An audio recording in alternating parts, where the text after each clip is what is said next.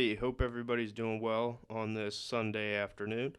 Before we get into what we're going to talk about today, I would just like to remind you, please go check out the Kick Six podcast. Me and my friend Dylan both co-host that podcast together, closing in on our 10th episode. So I'd appreciate it, and I know he would as well, if you guys went and checked that out. So let's get into what we're going to talk about. So I realized I have not talked about training camp at all.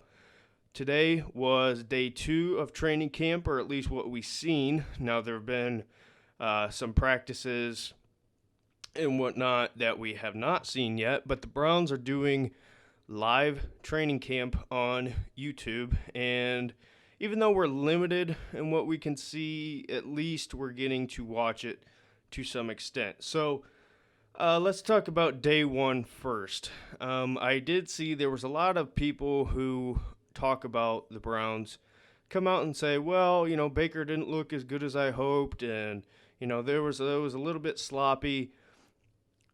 My takeaways from day 1 were, number 1, Baker looked fantastic, footwork wise, fundamental wise, mentally and physically fit and ready to go. He said that himself.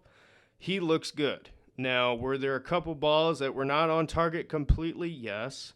But you got to remember, these guys have been on their own for a while, and now that they are back, they're slowly going to get more and more used to the day-to-day practices. So, was he expected to be perfect day 1? Absolutely not. I don't know why there's some people saying, oh, well, this should have been better here. That those are things you work on over time. We're just starting training camp. So, I think he looked great. The quick steps. Now, Baker is known for his longer, maybe not even longer, but his different dropbacks than most quarterbacks. He has a little bit of a wider dropback, being the size that he is, to see the field better. What you've seen in practice, or at least from day 1 going into day 2, and we're going to stick to day 1 right now, but you've seen fundamentally the more 2-3 quick steps, get the ball out, even if it's a check down, get the ball out of your hands. Don't hold on to it super long. Find somebody, no matter who it is, whether if it's a check down, whether if it's a deep ball, find somebody. So I think from that standpoint, he looked very well, looked a lot better than what you've seen last year. A lot of people talk about size in a quarterback when it comes to weight maybe not be a big deal as some would think, but with Baker behind the offensive line that we had last year, he needed to be a lot quicker than he actually was this past season. He focused a lot on his physical shape, and coming into day 1, you're seeing that pay off. I mean, we didn't get to see the greatest views or, many different angles, but what we could see, I seen quick, I seen sharp, and his accuracy seems better than year 1. From the clips that I seen, it was dead sharp accuracy. And when I say clips, yes, I did watch the entire practice, but you go back and watch the specific clips from the individual players. So some other standouts, because we're not just going to talk about Baker. Jarvis Landry, coming off of the injury, looked very, very good. Baker hit him on a deep ball. Looked good there. Kareem Hunt looks fantastic. I don't know what he's been doing, but he's in great physical shape. He looks so fast. Like, maybe it's just the fact that they don't have pads on yet, but Kareem Hunt looked absolutely spectacular. So, and that's not to take away from Nick Chubb. Nick Chubb looked good as well, but Kareem was like a bullet fast. It was unbelievable. So, and that carried over into day 2 as well. So let's talk about a lot of the rookies. So Donovan Peoples-Jones, so far in day 1 and day 2, I've not seen a ton of opportunities, if you will, when it comes to, everybody's lined up in team drills. I'd like to see him get a couple balls thrown his way. But, day one, he looked a lot better than day two. But like I said, he also didn't get the opportunities. Now, physical, just on his outlook, he is very big. He is very fast. Getting to see him up against some of the other guys, he's a completely different receiver that we have on this team. All of our guys are kind of that same build, that same technique, if you will, the route runners, good hands.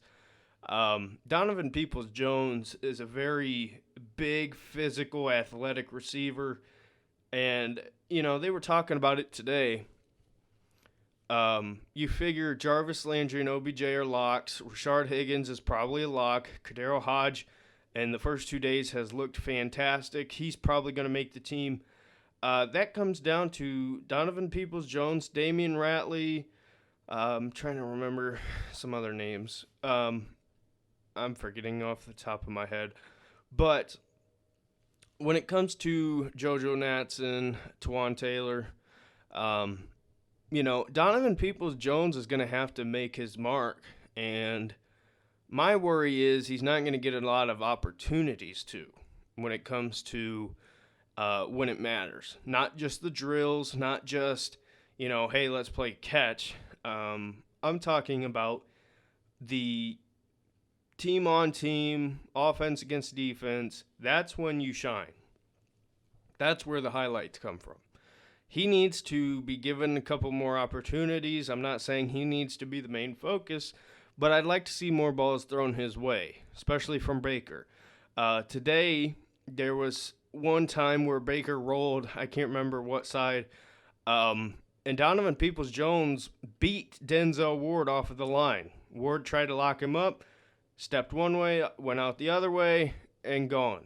He would have had a completion deep to Donovan Peoples-Jones, but instead he rolls the other way, and I believe he hit Kareem Hunt, if I'm not mistaken, on a check down or whatever.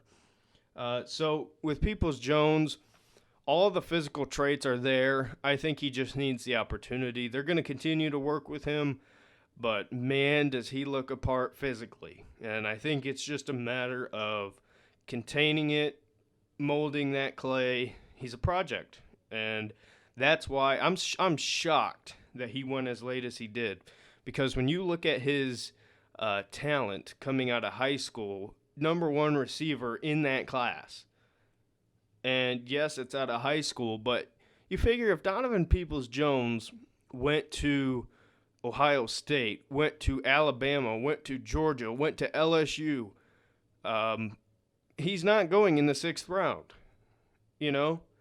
I'm fairly confident in saying that. And I think a lot of people would agree. Michigan mishandled him. He barely had a quarterback. Shea Patterson was probably the best quarterback he had, and he sucked. Most of his highlights were with the special teams on return. So that's how he's going to have to make his mark on this team, as far as the intermediate future. But I'd like to see him get a lot more opportunities. Now, with special teams, it's going to be down to him and JoJo Natson. Two very, very, very different styles. So it's going to be interesting to see who they go with there. I don't know. It's going to be very interesting. But Donovan Peoples-Jones, long term, they need to keep him on this team. Yes, he's a 6th round pick, but the upside on that kid, you need to keep around. Antonio Brown, you look at these lower level picks who start off on special teams, like an Antonio Brown, and then turn into superstars. That's what happened with the Steelers with AB. I'm not saying that Donovan Peoples-Jones is going to be as good as Antonio Brown, but I'm saying you got to hold on to these talents.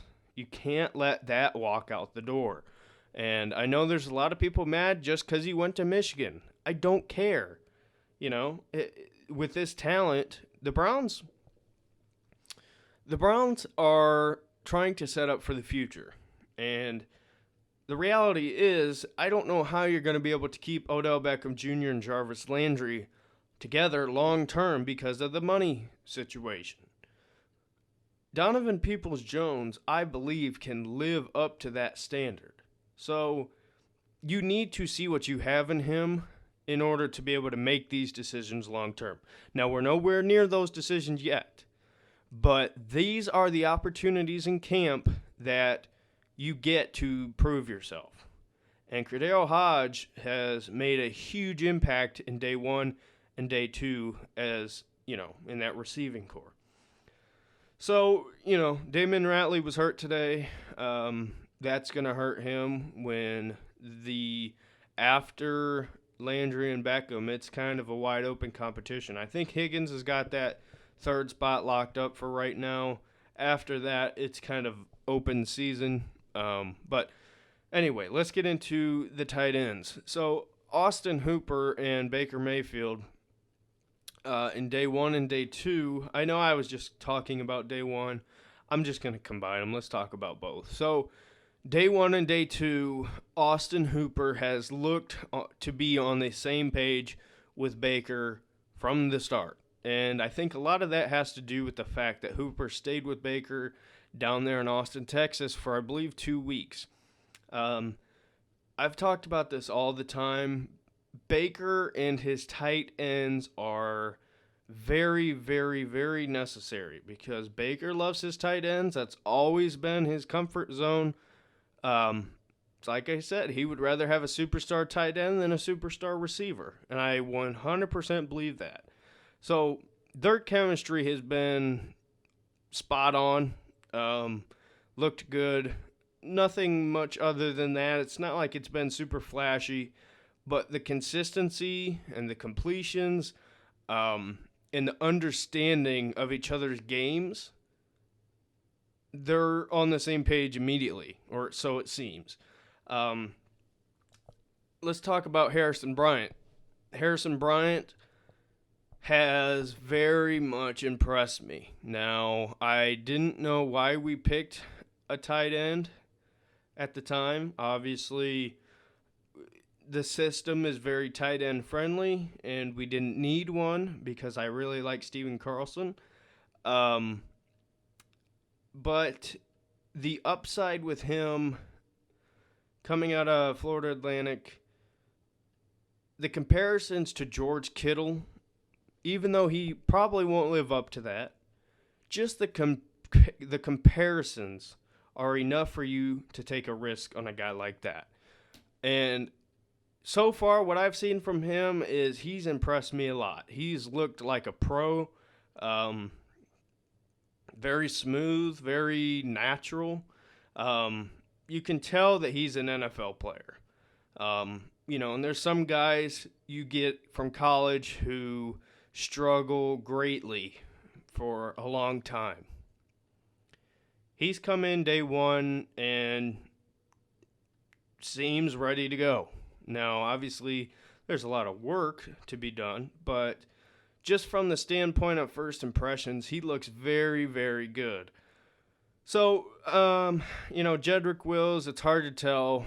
Like I said, with the whole camera angles, they can't show everything because it's like they said today, other teams, especially the Baltimore Ravens, who we face week one, will be sitting there watching this tape going, okay, this is what they're running.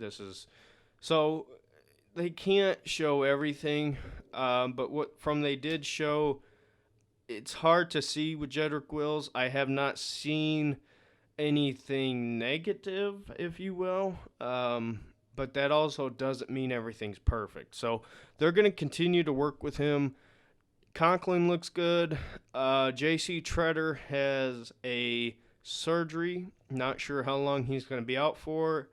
There is a chance that he's going to miss some games, but Nick Harris has been taking a lot of reps, and I got to tell you, I love that kid. He's going to be a fan favorite. You can tell because, When you look at his personality, he's very uplifting, fun to be around. He's the kind of guy you want to be friends with.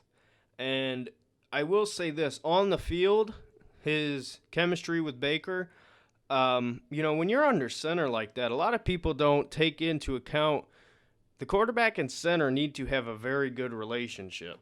And so far, their connection has been very well. And, excuse me, the only negative I have with him is you can tell when you line up against all the other guys, he's very much undersized.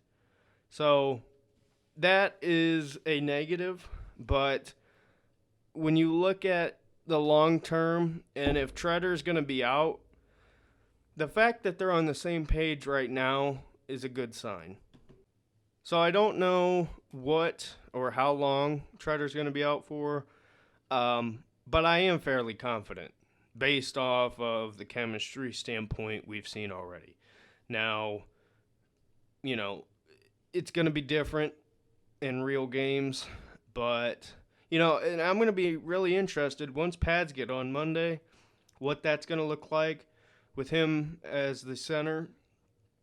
It's going to look different, but does his athleticism make up for his lack of size?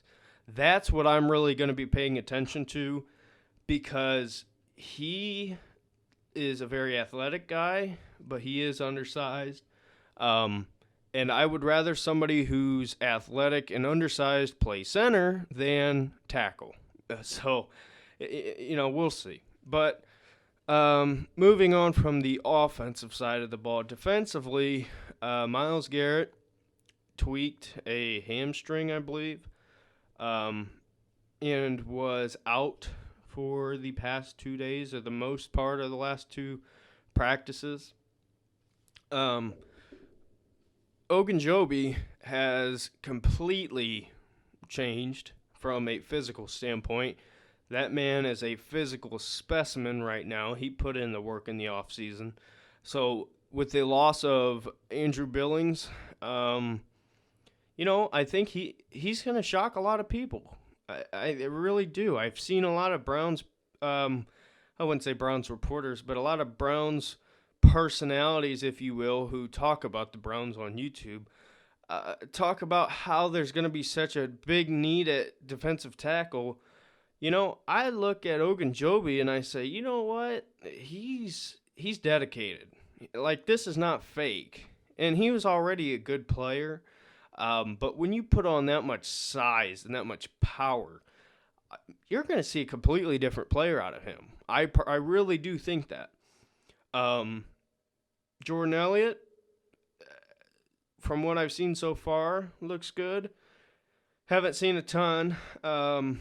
He made a couple run stops today, I believe, from what I've seen in the team drills. Johnson, the corner, looks fantastic. 2 days in a row.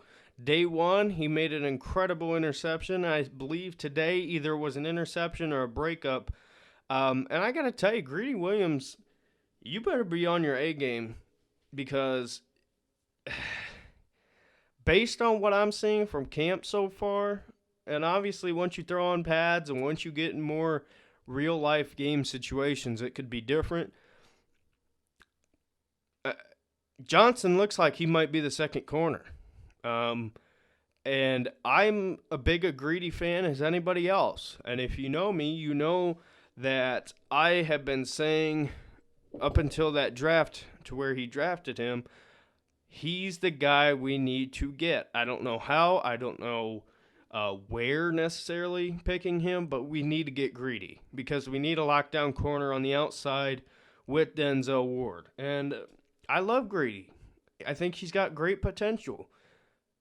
Greedy does not seem like he cares. I'm seeing him walk around a lot in practice. He doesn't seem to have helped his physical shape. He's very skinny. He needs to put on some size. He needs to be hitting the gym. And this is no hate against him. Obviously, I love the dude. But if he's not careful, he will not start. And I think he could be a key part of this team long term.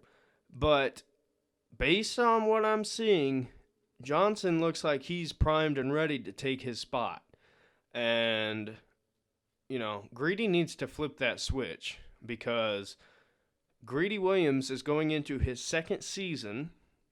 In his first season, he was injured for, I don't know, what was that, 4 or 5 games? And he did not look terrible, but he did not look as good as I thought. And I'm not ready to say he's a bust because I don't think he is. I think that Greedy Williams needs to get dedicated because he is very undersized when it comes to his weight, I guess you could say, and strength. And my my best friend's a Steelers fan, and he told me, just wait until what's the guy they drafted? Chase Claypool. Just wait till Greedy lines up against Claypool. He's gonna embarrass him. I said, Greedy faced DK Metcalf in college and pretty much locked him up. So I'm not too worried, but I have not seen the dedication out of Greedy that needs to be there. And, Money Mitch, if it needs to be, Mitch, Johnson, Greedy's got to get focused. I think he's primed and ready to step up. Now is as good of opportunity as ever. I think this defense we're going to play is going to allow our two corners with Greedy and Denzel to play primarily man, which is both of their skill sets. But from a coaching standpoint, if this young player does not care and is walking around practice and is just kind of, lagging around and not focused and not working hard, he's not playing. He's not going to start. I don't care who you are. So as far as the future, Greedy better turn it around quick or he's going to find himself on the bench. And like I said, it's not that he doesn't have the ability. I think it's just mentally he's got to get in the right place, and I don't know if he is. Sheldon Richardson looks good. Tight ends, seems like we're going to run a linebackers. Seems like we're going to do a lot of 2 linebacker sets. Jacob Phillips has been in more that second team, third team. He's looked good so far. I'm interested to see what he can do going forward just because of how thin that linebacker core is. Mac Wilson looks good. Taki, haven't seen a whole lot. Goodson, haven't seen a whole lot. Like I said, when you watch these practices, it's mostly Josh Cribbs and Nathan Zagura talking, and then cut to, a drill, a random position drill. So you don't get to see everything, but what you do get to see, you got to really pay attention to. I've gone back and watched. Dropped my phone. I've gone back and watched some of these practices a few times.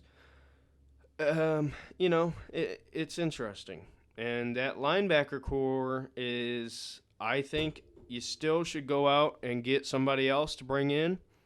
I'm not super confident in B.J. Goodson, just looking at his previous record. But, who knows? I think Wilson's going to take a big step forward. Taki, I know, has the ability.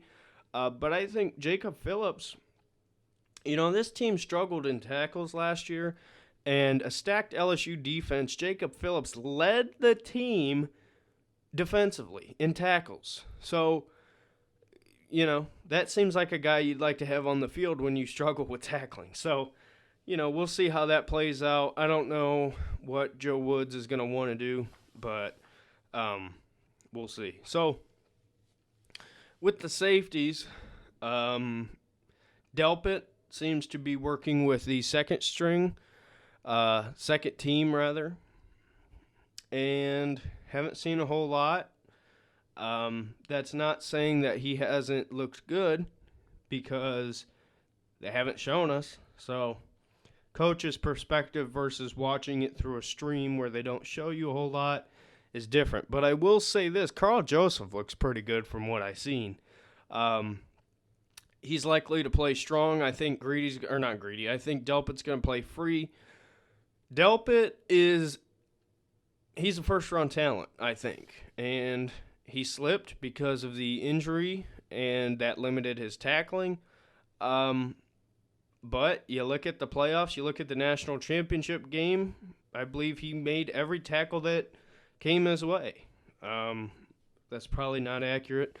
But the point is, I don't think his tackling issues are as bad as like a Greedy's. I think it's more that injury than anything else.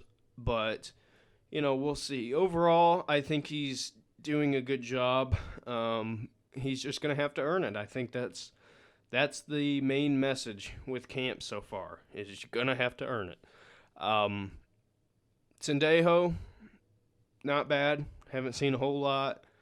On a side note today, they showed Austin Seibert. He made every kick except like a 56-yarder, I think, or something like that. So that's a good sign, I guess, if you're looking for positives. So not a whole lot of negatives. I will say this, for Kevin Stefanski, it seems like a very well-run practice. Everything seems quick. Everything seems sharp. There's an order.